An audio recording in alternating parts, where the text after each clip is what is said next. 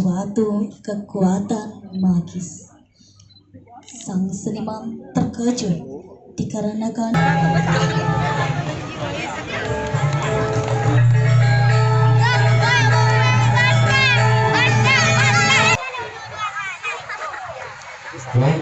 Raden Sultan Serangsami punika wau wis penilaian membawa tingkatan. Banyak yang salut gitu, salut dalam umur 1 tahun lalu dia yang menjuri ring. Oke, ampura nih yang masukkan saja. Nah karena menggantung juga kayak wawu kalau menggantung menyelesaikan dan masalah. Oke, tapi wawu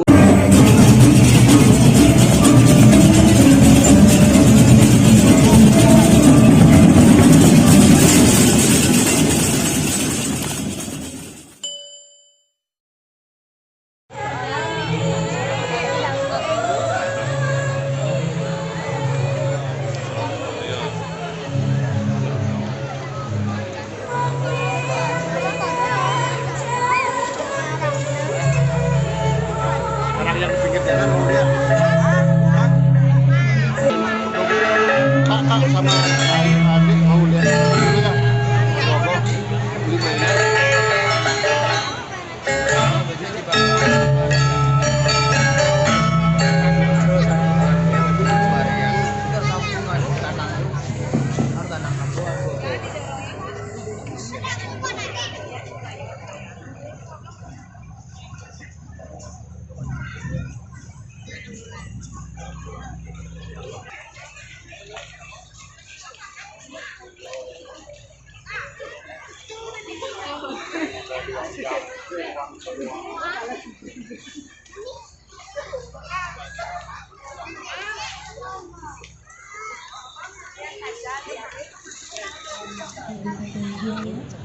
Iwa anggota STT Ramasita Sani Tresna Sihentitya untuk ngemargiang acara wacan sinopsis ogo-ogo majang ring saning wacan inggih durusan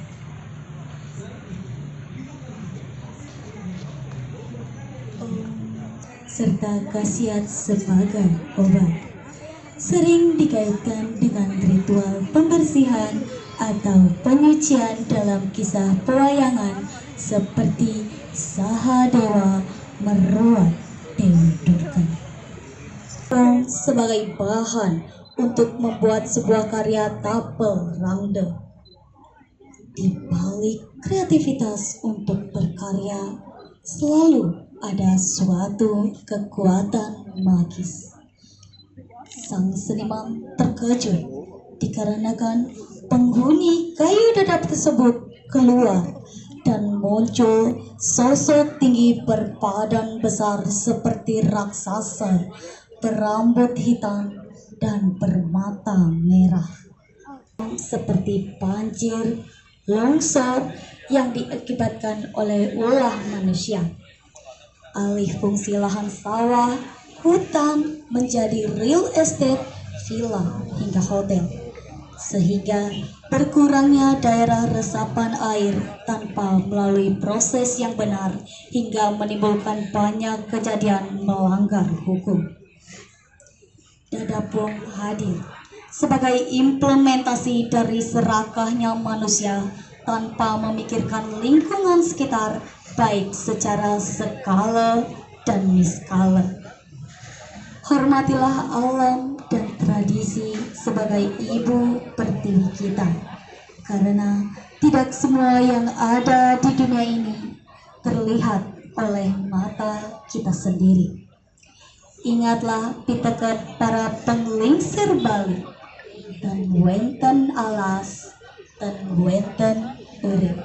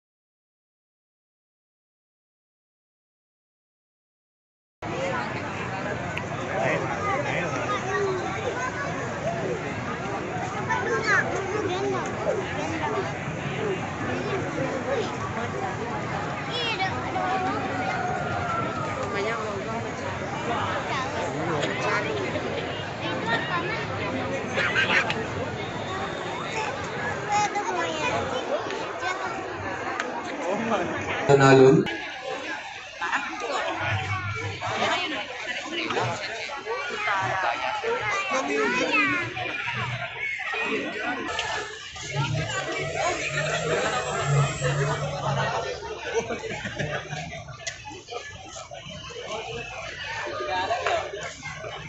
Pelaksanaan Hutayatnya yang bertujuan untuk menjaga keseimbangan dan keharmonisan antara Buana Agung dan Buana Alit.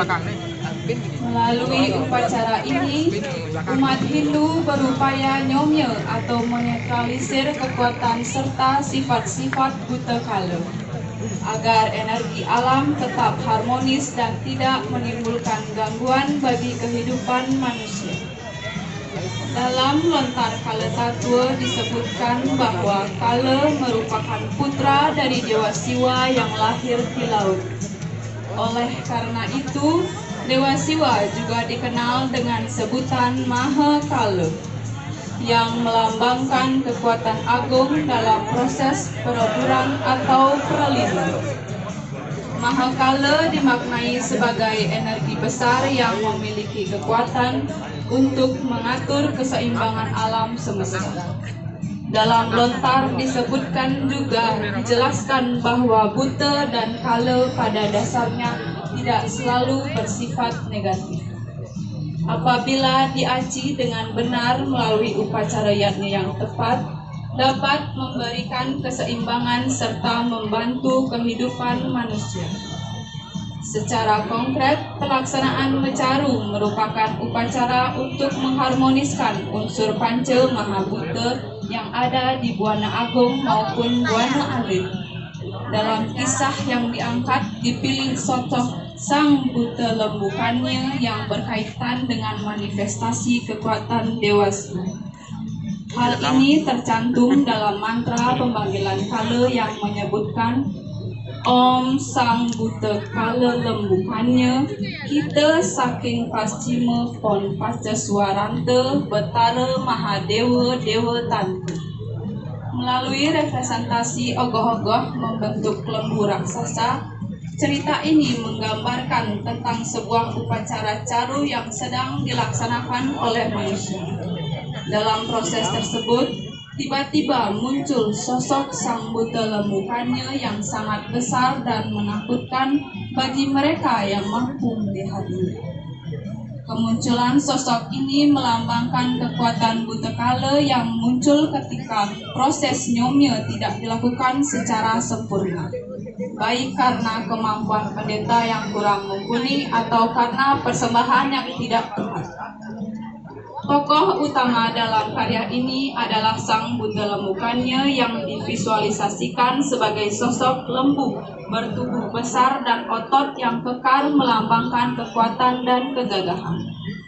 Ekspresi wajahnya yang menyeramkan menggambarkan kemarahan dan kemurkaan. Posisi tubuh jongkok di atas bebatuan melambangkan kemunculan ketika pelaksanaan upacara caru tidak dilakukan dengan semestinya karena kelalaian manusia.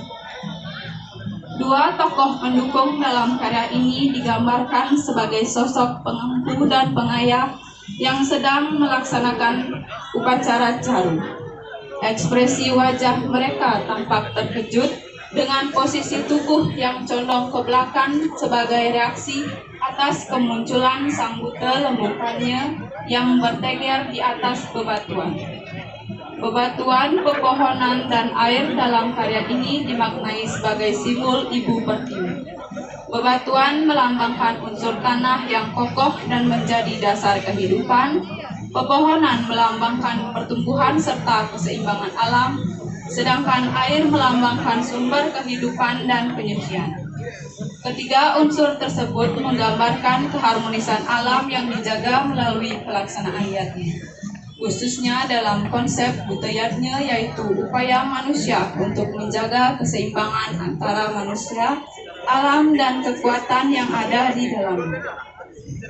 Pesan yang ingin disampaikan melalui karya ini adalah mengingatkan manusia agar selalu menjaga keharmonisan antara alam semesta dan kehidupan manusia.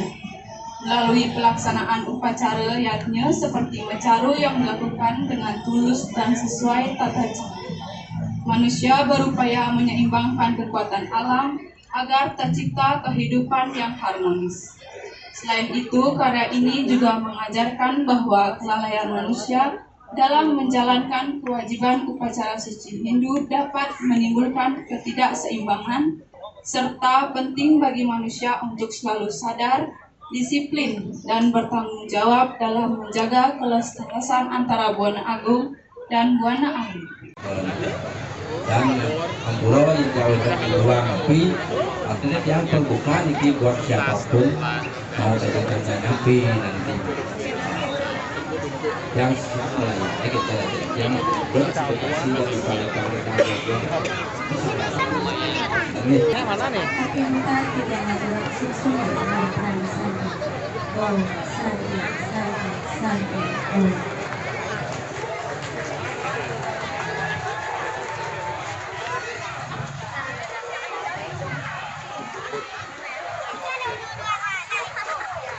Baik, Rajan Sing Sultan Serangsami punika laut es penilaian Mamaogogo tingkat kabupaten.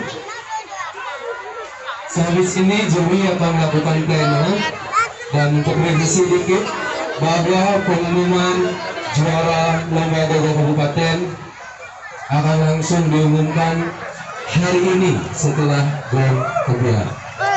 Tingginya di atas ya.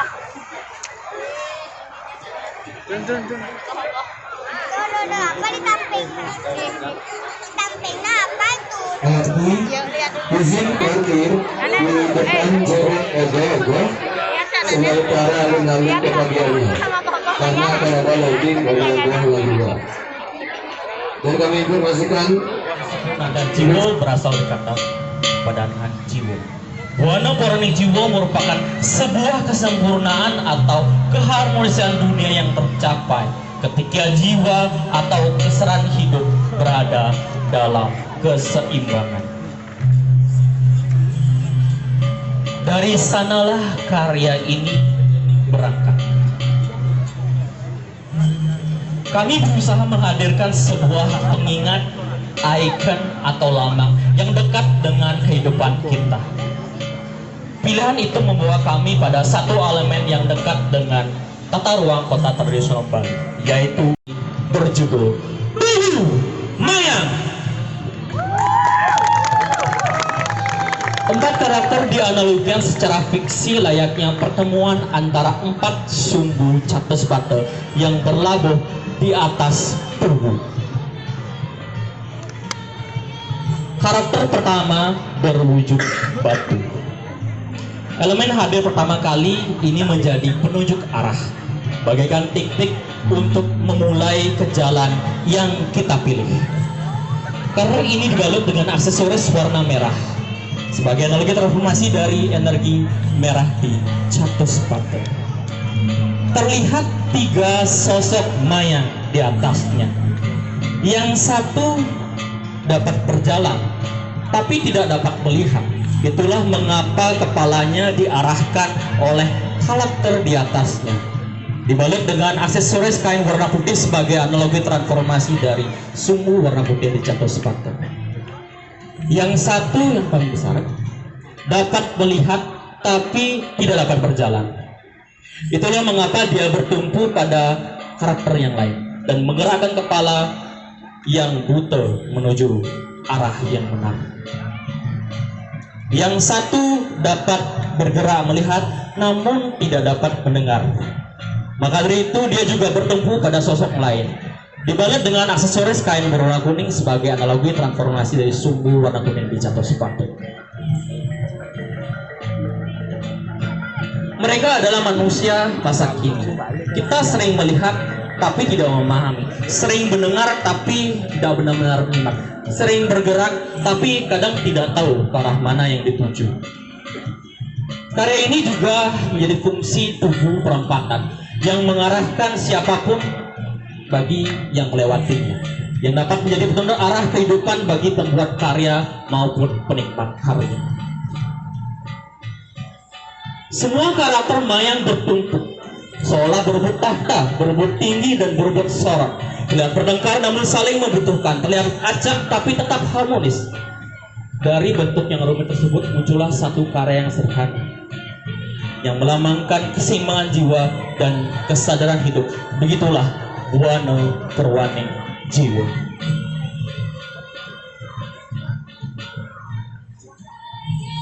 Tugu mayang memiliki pemanakan yang tidak serta filosofis cedera, tapi merasuk ke dalam beberapa detail ogo-ogo.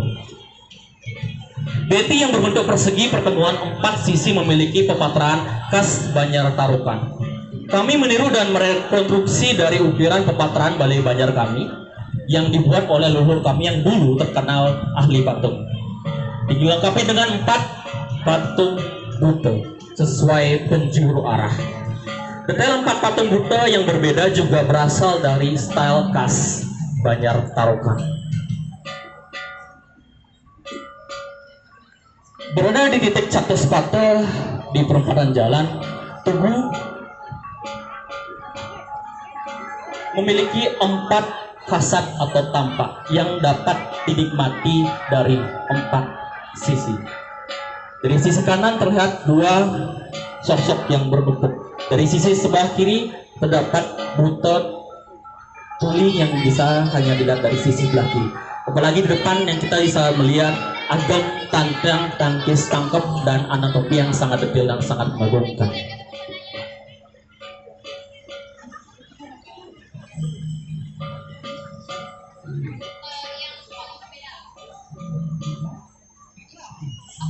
Semua material kami berusaha menggunakan konsep green dan sustainable. Di besi kami berusaha mencari besi reuse dan recycle. Begitu juga dengan penggunaan material yang terlihat seperti batu ini. Ini merupakan material dari wadah telur. Kami tidak serta-merta mengikut tren, tapi kami melihat telur merupakan analogi sebuah benih dan titik mulai. Sama seperti tubuh yang merupakan titik pusat dan titik mulai. Dan wadah telur yang coklat memiliki makna yang sama. Wadah telur, begitu juga beti, merupakan wadah ogoh-ogoh. Karakter kapal dan masing-masing dari ogoh mencerminkan sesuai dengan fungsi dan bentuknya. Khususnya dengan kapal ogoh-ogoh yang paling besar. Kapal melambangkan sosok lumpuh tua tapi memiliki pandangan yang tajam. Di arah mulut tersemat keris sebagai simbol ketajaman dan jiwa kepemimpinan. Keris yang berada di mulut menjadi penanda bahwa ketika menjadi pemimpin kita harus memiliki ucapan yang tegas, tajam, dan benar, dan mampu mengarahkan sekaligus menjadi penuntun bagi yang lain. Pis bolong menjadi elemen aksesoris yang berulang, yang merupakan khas elemen kriya desa Mas sejak zaman dahulu. Teknik cat pointlis menjadi teknik yang digunakan agar visual nampak nyata, serta mengajarkan nilai kesabaran berproses yang tinggi bagi penciptanya. Karena wujud finishing tercipta dari proses detail yang rumit dan panjang. Semakin dilihat, semakin banyak makna yang dapat direfleksikan. Maka dari itu Tugu mayang layaknya karya tugu kuno yang diciptakan oleh leluhur zaman dahulu.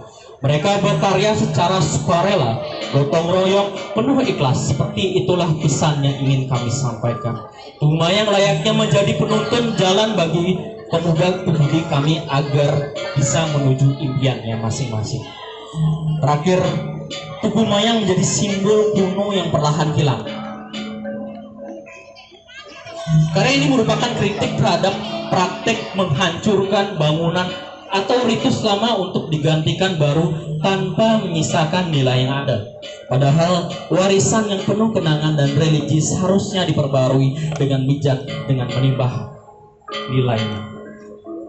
Maka dari itu, dari pertemuan tersebut kami merasa tugu menjadi simbol titik mulai sentral dan seimbang, dan mayang memberikan pemaknaan yang mendalam ketika manusia mampu menerima perbedaan, saling menopang dan saling membutuhkan. Maka dari itu, keseimbangan jiwa dan ekstra hidup mencapai titik keseimbangan.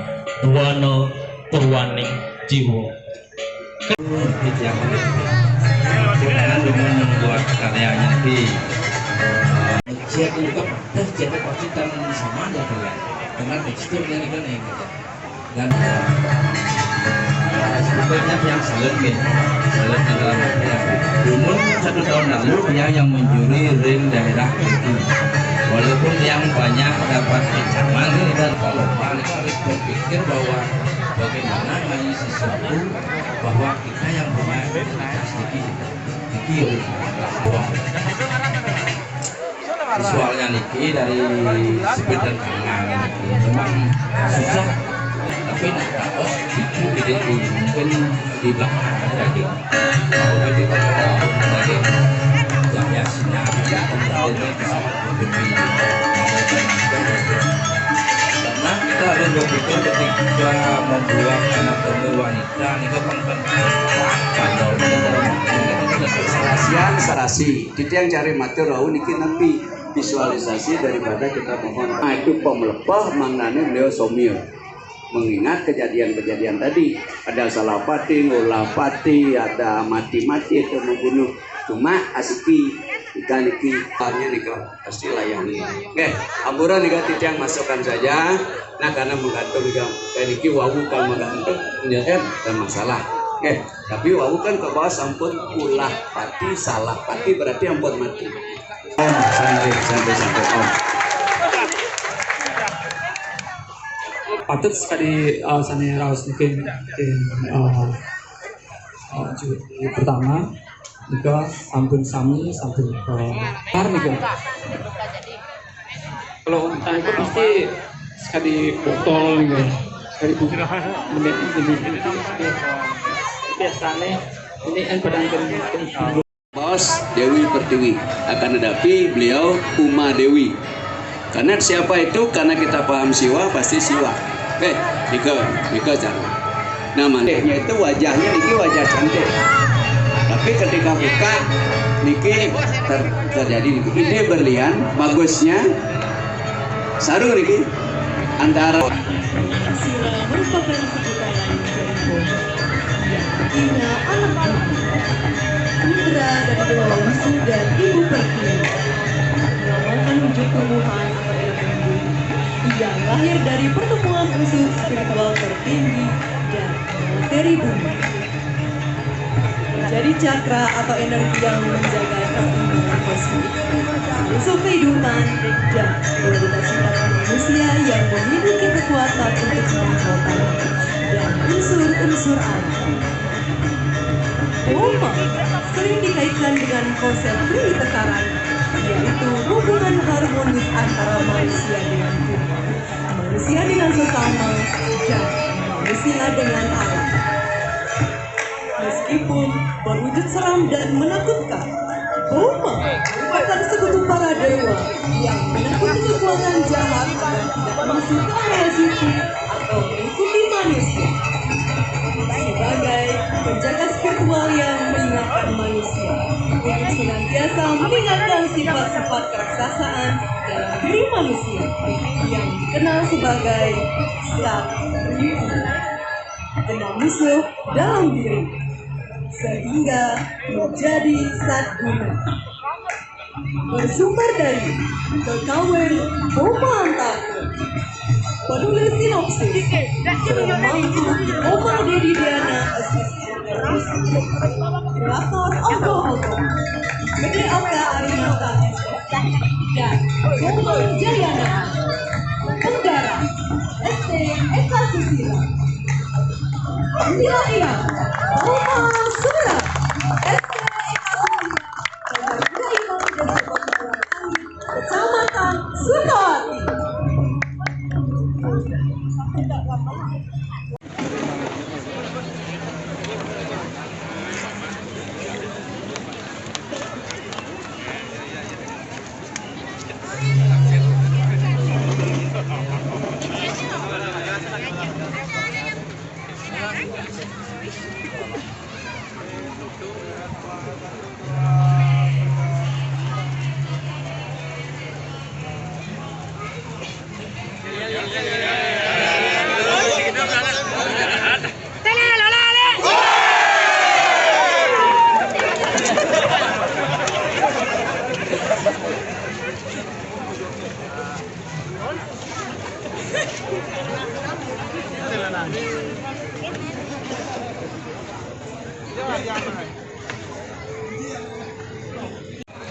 Ungkapan Tan Hana Wong Swasta Anulus dalam kitab suci Sarasa Niscaya mengandung makna bahwa tidak ada manusia yang terlahir di dunia ini dalam keadaan sempurna.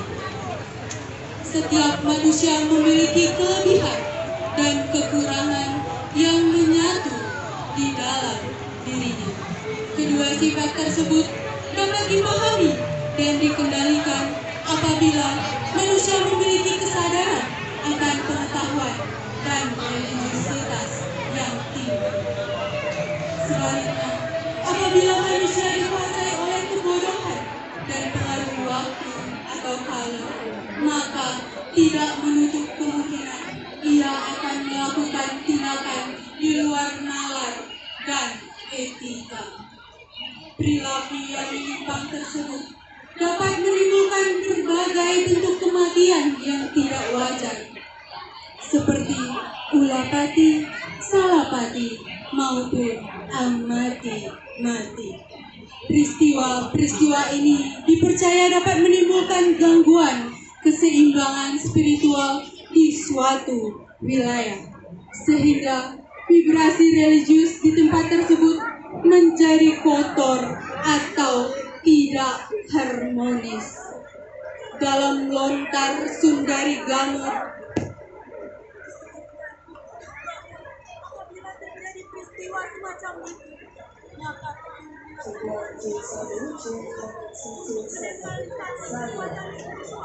yang ada di wilayah tersebut.